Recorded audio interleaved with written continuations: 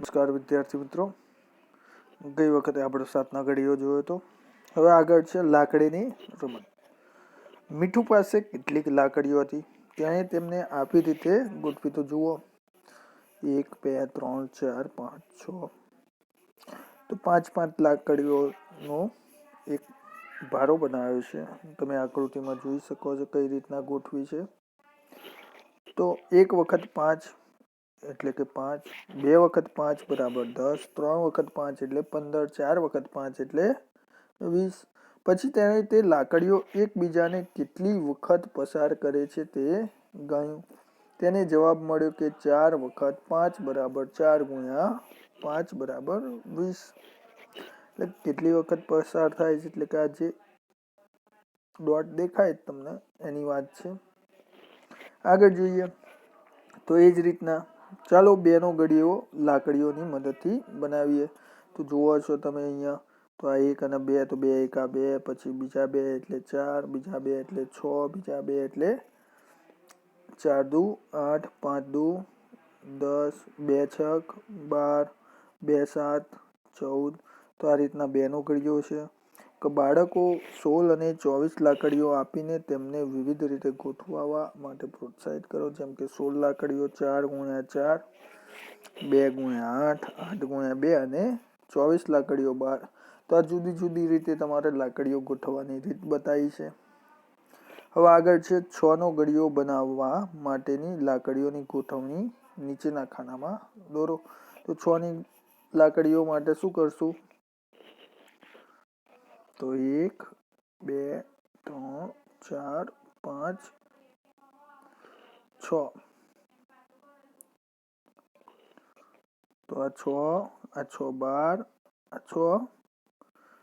તો આ રીતના તમારે 6ના ઘડિયાળ માટે લાકડીઓ ગોઠવવાની છે.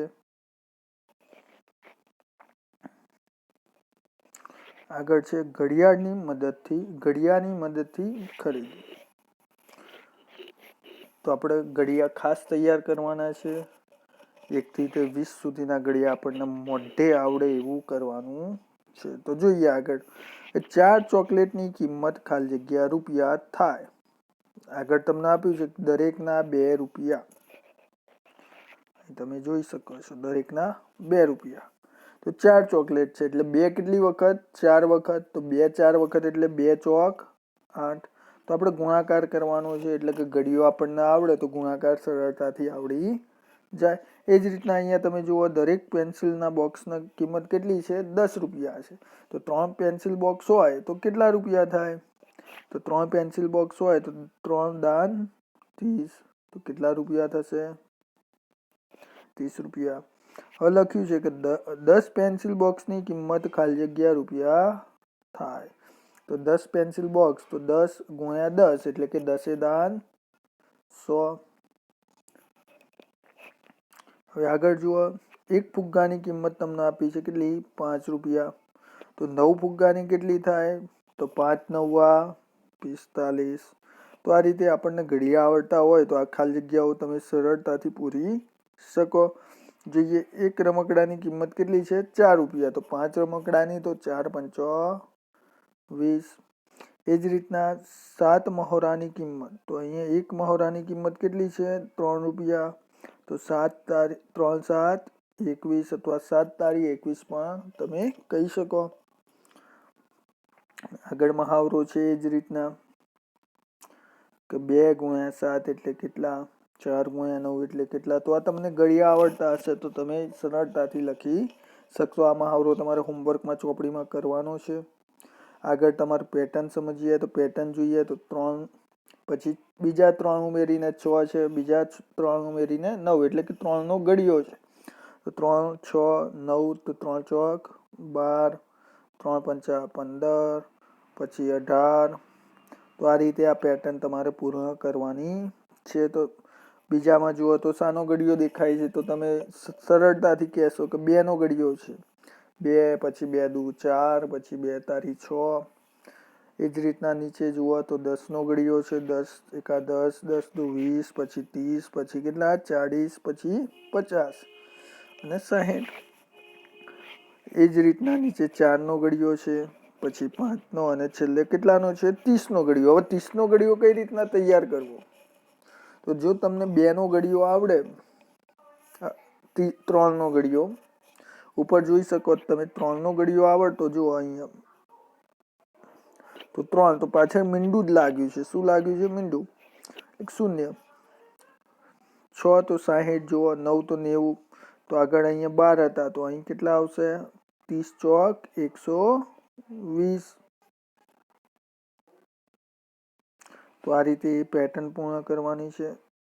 આગળ સરસ મજાનું આપ્યું છે, ગુણાકારનું ઝાડ પૂરું કરો. તો આ ઝાડ તમે જોઈ શકો છો બાજુમાં કઈ રીતના આપ્યું છે. એક ઉદાહરણ આપ્યું છે 10 માટે. 10 તો 2 5 10, 5 દુ 10 અને 10 એકા 10. તો એ રીતના 12. તો આપણને 12 માટે શું છે?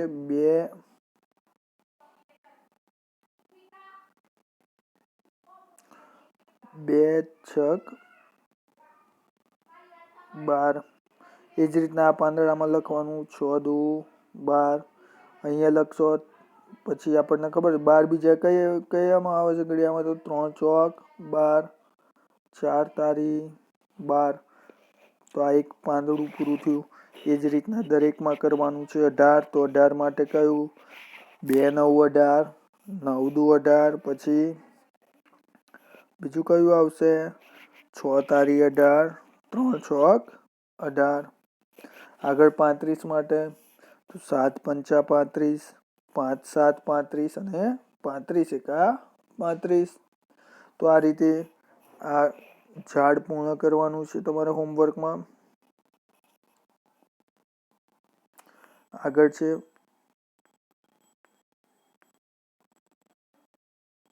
બધા થઈને કુલ કેટલા છે? હવે જોઈએ આપણે કે કબાટમાં 4 ખાના છે. કેટલા ખાના છે? 4. દરેક ખાનામાં 5 પુસ્તકો છે. એટલે કે 4 ખાના, એક ખાનામાં 5 પુસ્તક, એવા 4. તો 4 ગુણ્યા 5 તો કેટલા પુસ્તકો થશે? 20 પુસ્તકો. એ જ રીતના એક શર્ટમાં 5 બટન હોય તો એવા 3 શર્ટ, એટલે ગુણ્યા 3 બરાબર કેટલા બટન? 15 બટન. એ જ રીતના આગળ જો 4 પંખા છે, દરેક પંખાને 3 પાંખિયા, તો 4 પંખા અને દરેકના કેટલા પાંખિયા? 3. તો 4 તારી 12. એક ખોખામાં 6 સફરજન એટલે 6. તો 7 ખોખા એટલે ગુણ્યા 7. તો 7 છક 42. તો આ રીતે તમે ગુણાકાર આવડતા હશે તો તમે સરળતાથી લખી શકશો. હવે અહીંયા જોઈએ ગુણાકારના સત્ય. તો જોઈએ 8 તારી કેટલા થશે? 24. તો એ જ રીતના કરવાનું છે. 3 ગુણ્યા ખાલી જગ્યા બરાબર ખાલી જગ્યા. તો 8 લખશો તો પણ કેટલા આવશે? 24. તો 5 ગુણ્યા ખાલી જગ્યા બરાબર 35. તો 5 નો ગુણાકાર કોની સાથે કરશો તો 35 આવશે? તો 7 પંચા 35. તો આ રીતે આમાં હાવરો કરવાનો છે. હવે 54. તો 54 કયા કયા ઘડિયામાં આવે છે? તો એ આપણને તમે કરી શકો છો. 27 દુ પણ 54 થાય.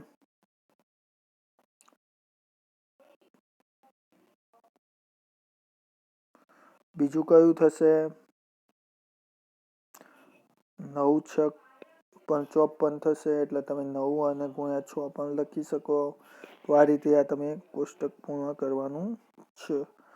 નેક્સ્ટ વિડીયોમાં આપણે એકનો ઘડિયો અને મોટી સંખ્યાના ગુણાકાર વિશે સમજીશું.